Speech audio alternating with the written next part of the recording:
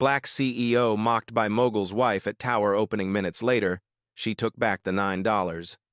9B Skyscraper. Hello everyone. Before we begin today's video, I need your help. We've noticed that the channel is losing traction, and subscribing is one of the best ways you can help us.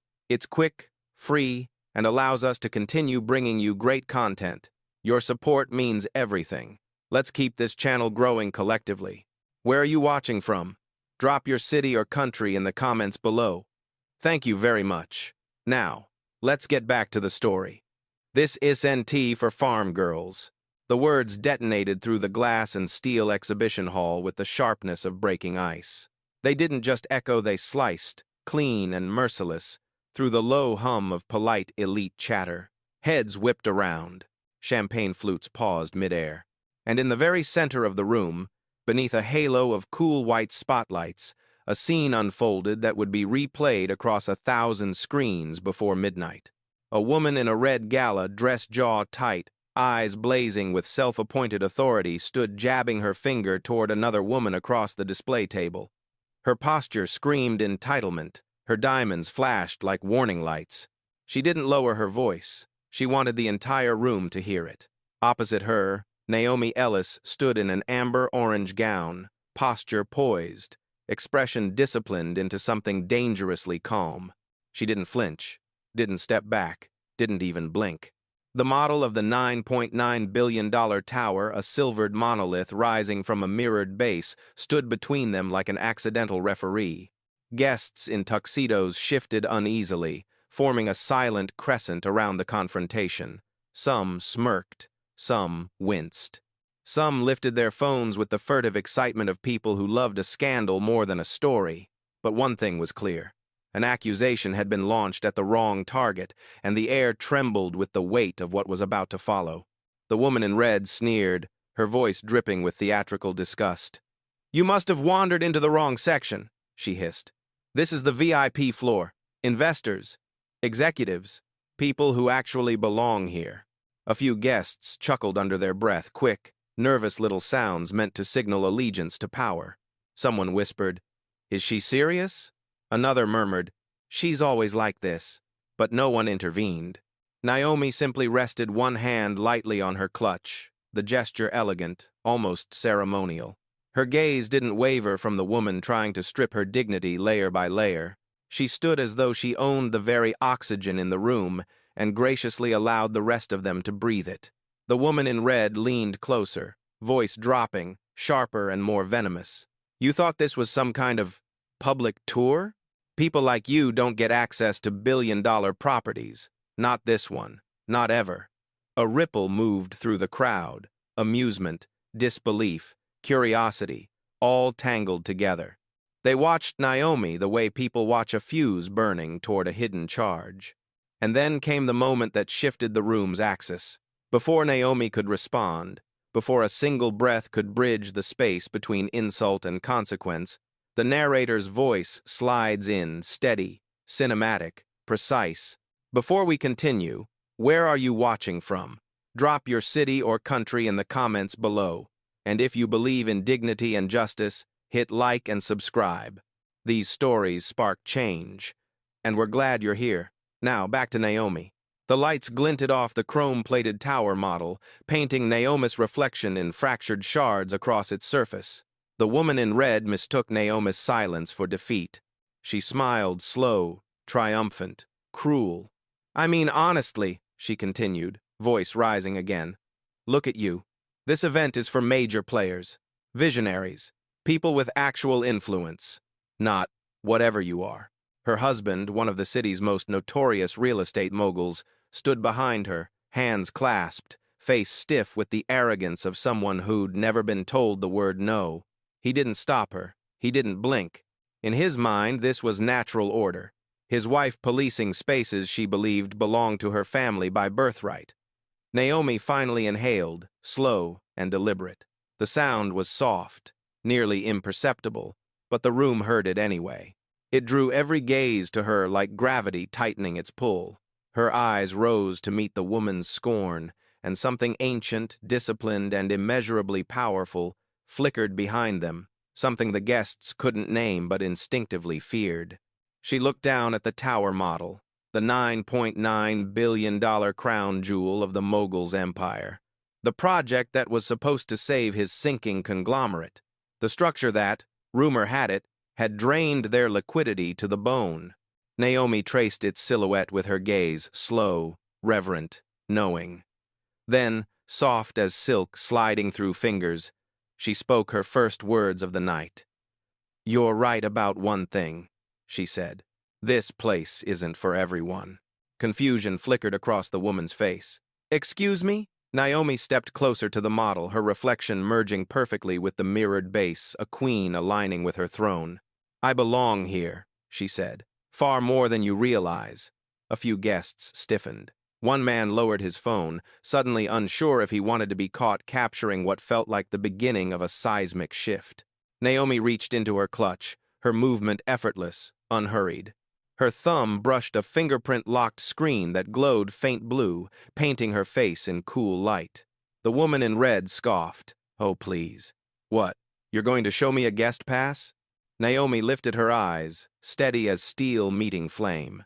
"No," she said, "I'm going to show you ownership." And in that suspended, electric heartbeat, the room realized something catastrophic had just begun, and the wrong person had been mocked. The hall did not breathe. Every guest, every camera lens, every drifting whisper seemed to orbit around one truth forming in the room. The woman they had just watched being humiliated was not folding, not flustered, not even shaken. She stood with the stillness of someone who had survived storms far worse than a spoiled insult in a glass tower. But the woman in red didn't see the warning.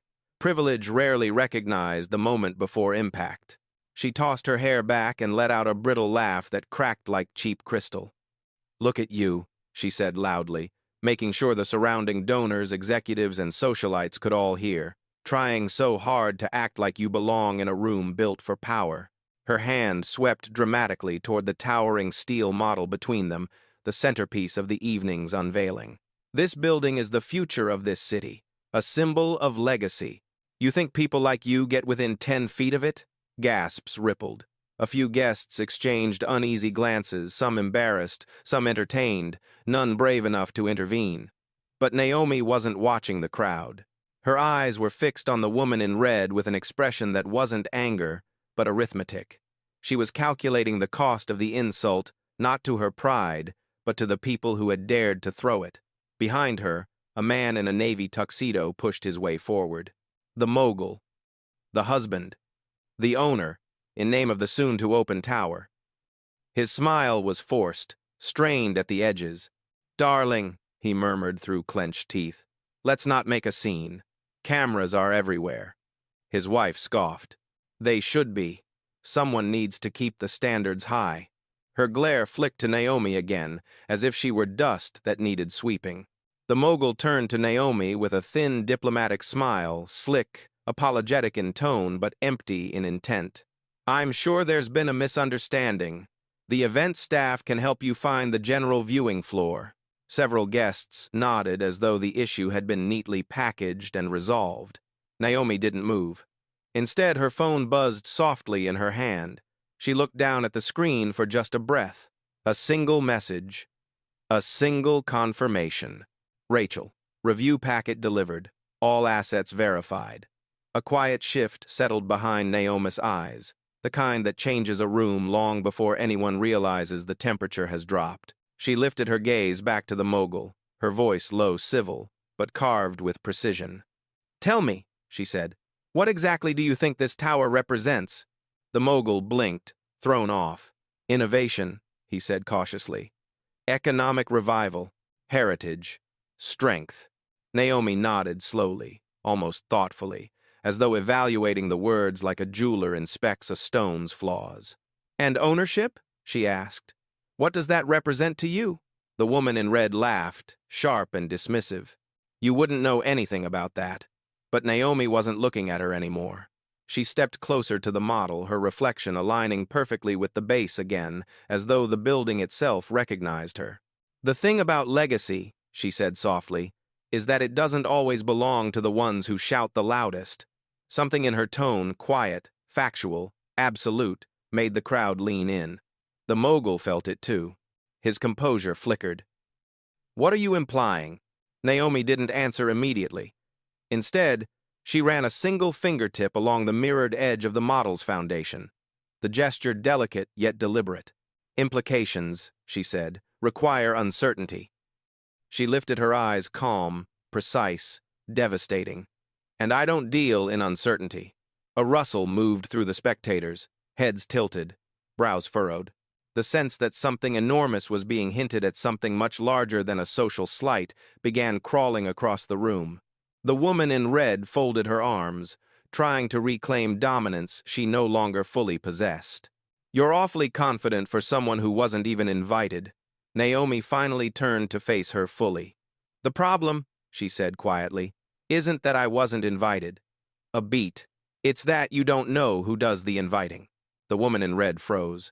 The mogul stiffened. And the first seed of fear, thin, sharp, undeniable, rooted itself in the silence between them. For a long, fragile second, no one in the glass atrium seemed to know how to stand. Conversations didn't resume. Champagne didn't clink. Even the string quartet hovering near the balcony hesitated, bows suspended above their instruments as if waiting for permission to continue existing. Naomi didn't rush. Her calm was not the kind born from politeness, it was the kind born from possession. Quiet possession. The kind that made the room itself feel borrowed. The mogul swallowed, the nerves in his jaw twitching. "Who exactly are you?" he asked, voice pitched low, the mask beginning to slip. It wasn't the question of a man curious. It was the question of a man afraid he already knew the answer. Naomi didn't immediately respond. Instead, she lifted her phone, tapping the screen once with a precise, almost surgical motion. Across the room, a young assistant's smart suit, wireless earpiece checked her device and nodded subtly. A coordinated signal. But the mogul's wife still didn't see the shift. Entitlement had made her blind. "Oh, please," she scoffed, flicking her wrist dramatically. "Don't indulge her. She's clearly trying to impress someone." Her eyes darted across the crowd, and judging by those shoes, not doing a great job. The comment earned a few weak, guilty laughs. But others stared at Naomi. Really stared. For the first time that evening, she wasn't dressed like a woman who wandered in by mistake. Her gown was tailored clean lines, understated luxury. Her posture belonged to someone accustomed to commanding more than rooms. And her stillness, that was the kind only learned from years of being underestimated and choosing not to explain herself. The mogul took half a step closer, lowering his voice. "If there's an issue with the event staff, we can resolve it quietly. Let's not." Naomi cut him off without raising her tone. "Do you know what the problem is?" she asked gently. The mogul blinked. "What?" She looked between him and his wife, her gaze sharp enough to divide them. "Both of you keep speaking to me," she said, "as if I'm asking for permission." A murmur rippled, soft, electric, growing. Naomi turned slightly, letting the guests see her profile against the towering model. The reflective surface caught the gleam of light, refracting it around her like a halo made of steel and intention. "You assume proximity to power equals ownership," she said, "but standing near a monument doesn't make it yours." Her words drifted through the hall like iron filings pulled by gravity. The mogul's wife bristled, her confidence collapsing into irritation. "Oh, enough," she snapped. "Security should have escorted you out the moment you started causing a scene." But before she could snap her fingers at anyone, a voice rose from the back, controlled, steady. "Mom," a guard said carefully, "there's a note here on our operations dashboard." "How does that matter?" she snapped. The guard hesitated. His eyes flicked from Naomi to the mogul, then back again. "It says the oversight authority for tonight's security detail isn't the Tolland Group." "What do you mean?" the mogul demanded. The guard swallowed. "It's been reassigned. Corporate sponsor override." A hush fell so heavy it felt like a pressure drop. The mogul's face drained of color. "Override by who?" he asked, voice brittle. The guard checked again. Then he looked up slowly, almost reverently. Ellis Dominion. The room inhaled sharply. Ellis Dominion. A name that made boards shuffle, portfolios quake, and entire markets pivot. A name whispered in business schools like a myth. A name tied to a titan who rarely appeared in public, but moved capital like a puppeteer moved strings. The mogul's eyes widened, not in surprise, but in dawning horror. He turned to Naomi. Your Naomi finished the sentence for him. Yes.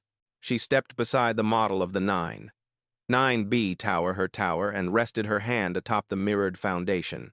M. Ellis. Silence detonated across the hall like a delayed explosion. The mogul's wife opened her mouth, but no sound came out, as though the air had been pulled from her lungs. A man near the back whispered, "Oh my God, she owns the entire complex." Another, "She's not just invited, she is the event." Naomi didn't revel in the shock. She didn't smirk, didn't gloat, didn't raise her voice. She simply stood there, quiet, centered, absolute. And in that silence, the hierarchy of the room rewrote itself. No announcement needed. No crown required. Power had spoken softly, and the entire hall heard it. The reveal didn't ripple.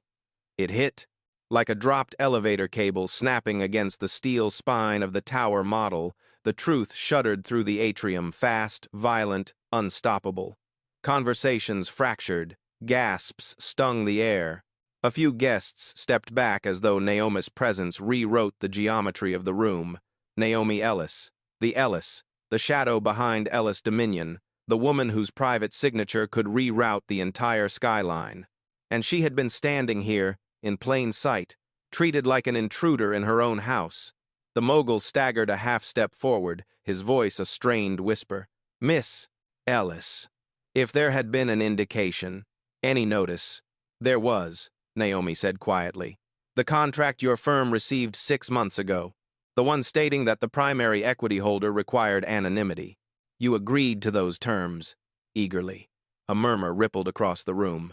The mogul froze. His wife looked at him sharply, betrayal already gathering behind her eyes. Naomi's gaze swept across the semicircle of guests, their glittering dresses and lacquered tuxedos suddenly looking like costumes from a play where the set had collapsed. But the actors hadn't realized the audience was gone. "You built this evening," Naomi said softly, on the assumption that power would never stand on the other side of the insult. Her words weren't revenge, they were physics. The mogul opened his mouth again, but she continued before he could regain footing. "You thought anonymity meant absence. It meant observation." She paused. "And tonight, I've observed enough." The mogul's wife found her voice again thin, trembling under its own bravado. "This is absurd," she snapped. "Titles, ownerships, contracts, none of that changes how events are supposed to be run." She was disruptive. She didn't look like Naomi raised a single eyebrow. "Like what?" The question slammed harder than any accusation. The woman faltered. Naomi stepped around the model, her gown brushing silently across the polished floor. Lights shifted with her, catching the metallic edges of the tower like a coronation of refracted gold. When you decide who belongs in a space, when you measure worth by the surface of someone else's skin or the stitching on their dress, Naomi said, you reveal more about your own poverty than theirs. The mogul's wife flushed a deep, blotchy red, creeping across her neck. But Naomi wasn't finished. She turned toward the crowd. "When I invest in a project, I don't just invest in steel and glass, I invest in the people responsible for stewarding it. Their leadership, their ethics, their vision." Her gaze returned to the mogul, steady, surgical, and today, "I've seen yours."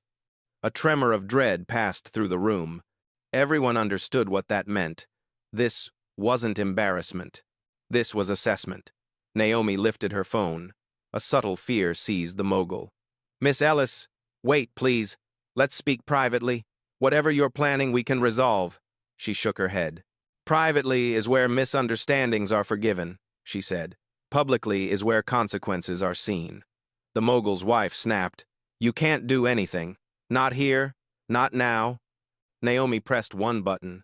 A soft chime echoed across the atrium as the tower model's LED base flickered, then shifted.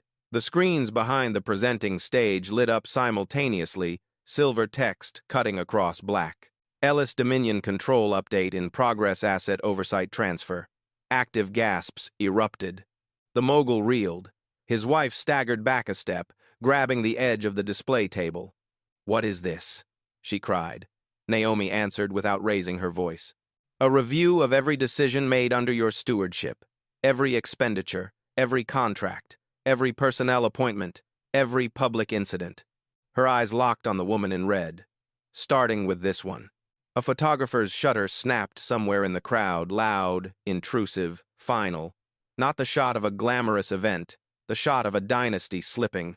Naomi stood in the center of the atrium, the screens glowing behind her like a crown forged from data and dominion. "Power," she said, "is not in who speaks the loudest." She let the silence deepen, settle, harden around them. It's in who decides what happens next. And for the first time that night, the mogul and everyone else understood. Naomi Ellis had already decided. Panic didn't erupt all at once. It spread slowly, an invisible crack sliding beneath polished floors and designer shoes, quiet but unstoppable. The guests felt it before they understood it. The air thickened, shoulders stiffened, eyes darted between Naomi, the screens, and the mogul whose empire now trembled in real time. The mogul lurched toward the display table, gripping its edge as though the steel miniature of the tower might somehow anchor him. "Naomi, Miss Ellis, listen. This isn't necessary. Whatever my wife said, whatever happened," Naomi tilted her head slightly. "You think I'm responding to an insult?" He froze. His wife blinked, confused. A few guests exchanged glances, uneasy, unsure. Naomi stepped closer to the tower model, its mirrored base reflecting her calm face back at her. "If prejudice were enough to move billions," she said quietly, "I would have rebuilt half this city already." Gasps fluttered like startled birds. "It's not about the insult," she continued. "It's about the culture it reveals, the leadership it reflects, the future it predicts." She turned her gaze toward the mogul's wife, whose arrogance had begun to curdle into something much smaller. "You didn't just humiliate me," Naomi said. "You humiliated the people who built this event, the engineers whose hands shaped this tower, the communities promised by your husband's speeches that this project would uplift them." Her voice lowered, deliberate and precise. "And you humiliated the investor who gave you the only chance you had left." The mogul inhaled sharply, the truth landing like a fracture. Several guests glanced at one another, whispers beginning to coil through the crowd. "He needed Ellis Dominion? I heard they were drowning in debt. Is the tower at risk? Is she taking it from them?" The murmurs grew louder, mixing dread and fascination. Naomi's assistant, standing discreetly near the back, lifted her tablet and approached. "Mom," she said softly, "the oversight transfer phase 1 is complete." Naomi nodded. "Good. Begin phase 2. The mogul grabbed the edge of the tower model once more, knuckles whitening. "Please," he said, desperation leaking into his voice. "At least give me a chance to explain." "You've had months to explain," Naomi replied. "Through your conduct, through your leadership, through how you treat the people who stand in front of you." The mogul's wife snapped. "So what now? You're just going to embarrass us? Sabotage us? Tear down our work?" Naomi's response was soft enough to make the silence around it tremble. "Your work?" She brushed her fingers lightly along the tower model's edge. "You don't own this building." The mogul's wife stepped back like shed been pushed.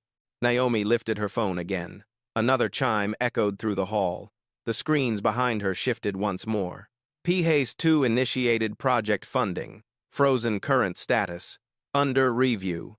The mogul's breath hitched. "That funding, Naomi, please." That's our last line of Naomi looked at him, not with cruelty, but with truth. "I know," she said. "You hid the financial damage well, but not from everyone, and not from me." She stepped past him, her gown trailing like a ribbon of authority behind her. "You should never build towers on desperation," she murmured. "They crumble." The mogul's wife spun toward the crowd, searching for allies, support, anything. But the guests who had laughed with her minutes earlier now pulled back, unwilling to be associated with a sinking dynasty. Naomi paused beside the tower model once more. Tonight, she said, the project doesn't fall. She lifted her eyes, letting the weight of her next words spread through the atrium, but its leadership does. A ripple shot through the spectators, shock, awe, fear, all tangled into one collective gasp. Naomi pressed another command on her phone. The screens turned white. Public statement issued, tower management reassigned new director, Ellis Dominion. The mogul collapsed into a chair.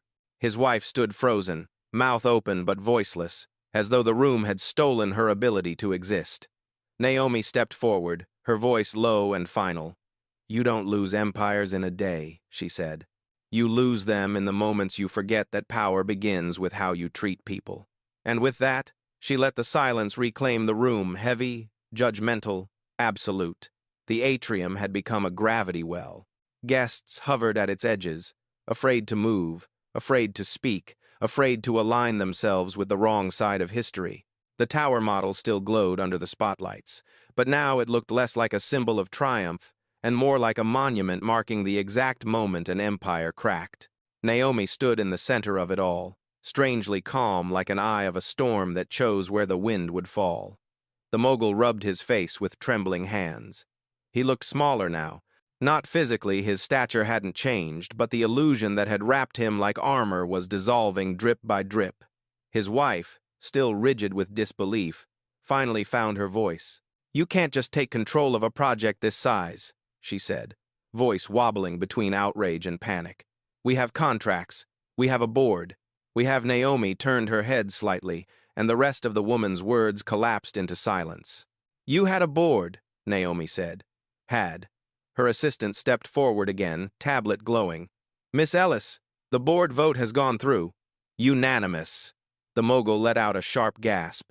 "They voted without me?" Naomi met his eyes. "They voted because of you," a few guests gasped. Someone whispered, "That's it. It's over." Another clutched their spouse's arm, murmuring, "This is catastrophic." Naomi approached the screens, now reflecting her silhouette like a proclamation etched in light. "Your board followed your pattern," she said. "You ignored warnings. You dismissed counsel. You gambled with an empire and assumed anonymity meant immunity." She turned back to him. "And then you allowed your wife to publicly disgrace the investor keeping your company alive." The mogul's wife bristled, voice faltering. "That's not fair. She didn't look like we didn't know she—" Naomi lifted a hand, and the woman's excuses evaporated mid-sentence. "You didn't need to know who I was to treat me with dignity." Silence stretched, tight, and unforgiving. "Respect isn't a transaction," Naomi continued softly. "It's a reflection of character." The mogul sagged into the chair again, shoulders buckling as though he finally understood the sheer magnitude of the moment. Naomi's assistant leaned in once more. "Phase 3 checks are ready, ma'am. Proceed," Naomi said. A final cascade of updates lit up the screen's lines of data, percentages, restructuring orders. Phase 3 complete operational authority transferred Ellis Dominion. Sole governance. The mogul's wife stumbled backward, her heel wobbling on the polished marble. "No," she whispered. "No, this can't be happening. You can't just erase us." Naomi looked at her with a steadiness that held no malice. "Only truth. I didn't erase you," she said. "You erased yourselves." I simply stopped pretending not to notice. A low hush rolled across the hall like a slow-building storm.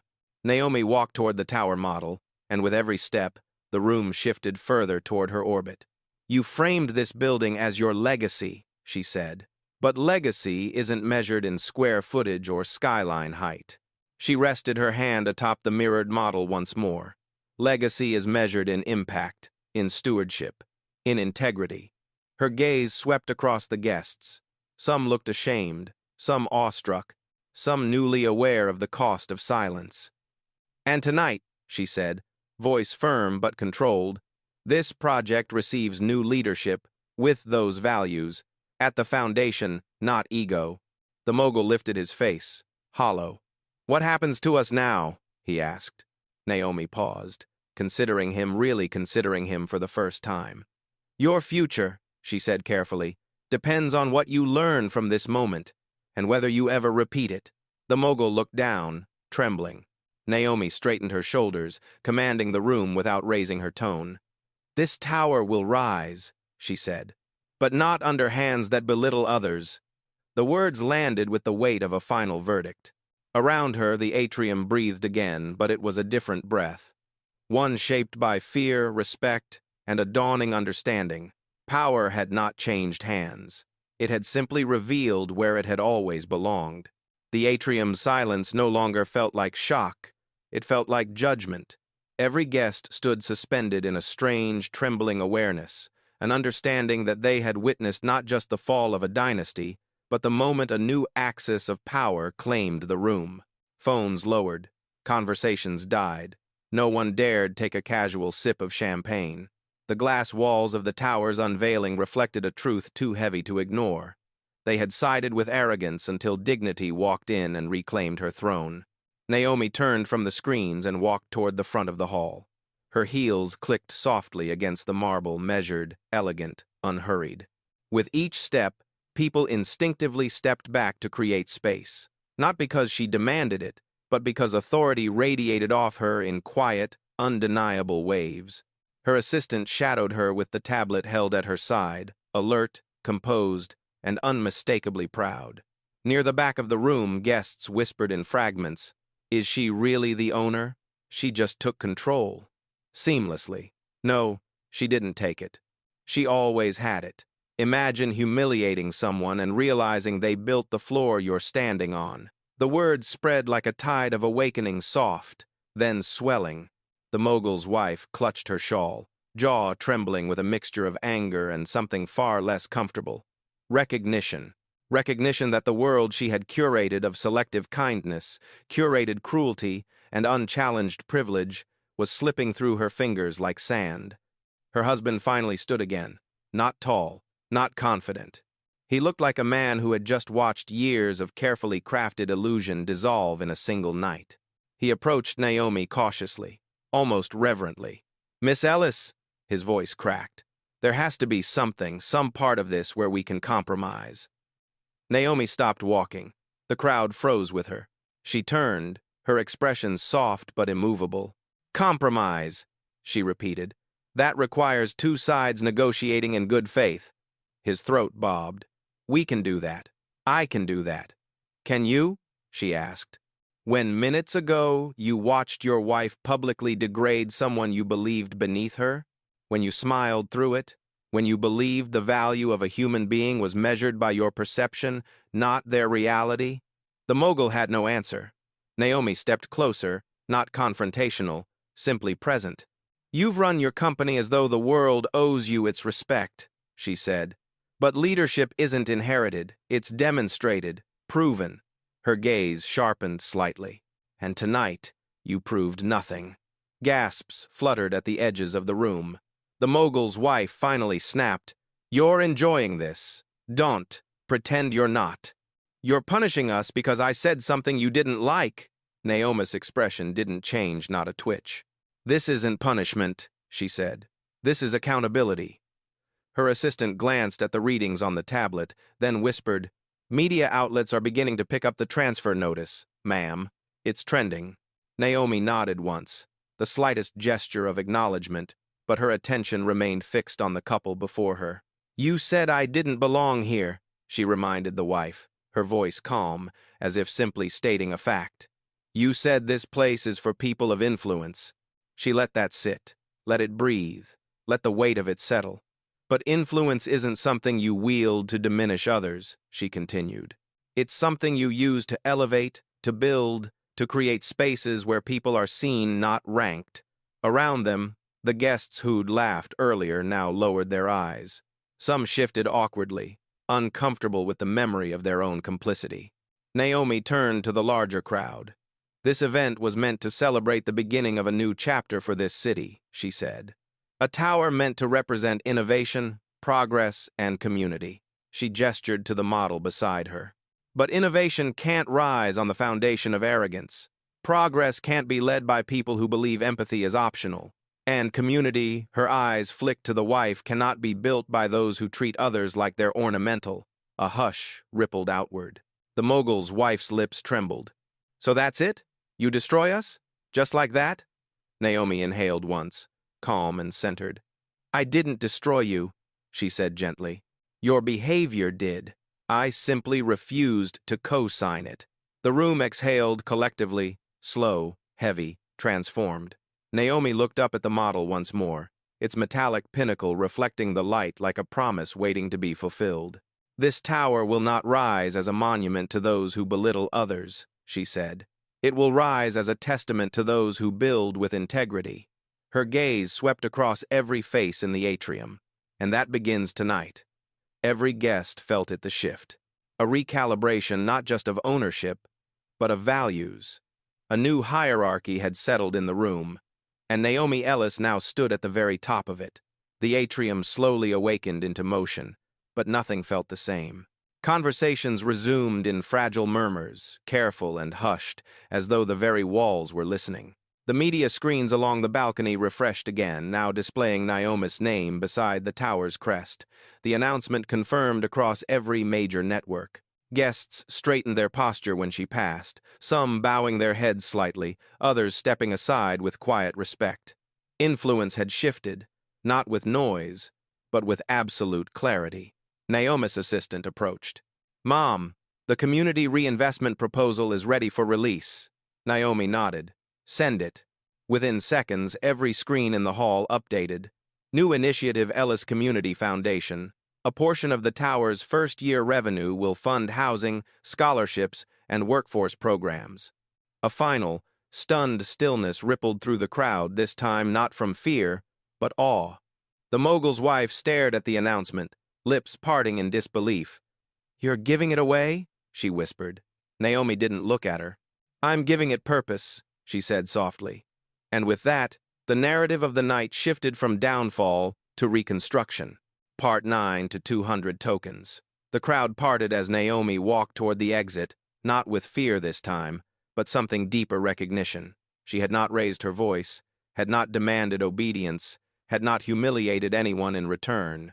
Yet the entire room now moved around her like a tide responding to the moon.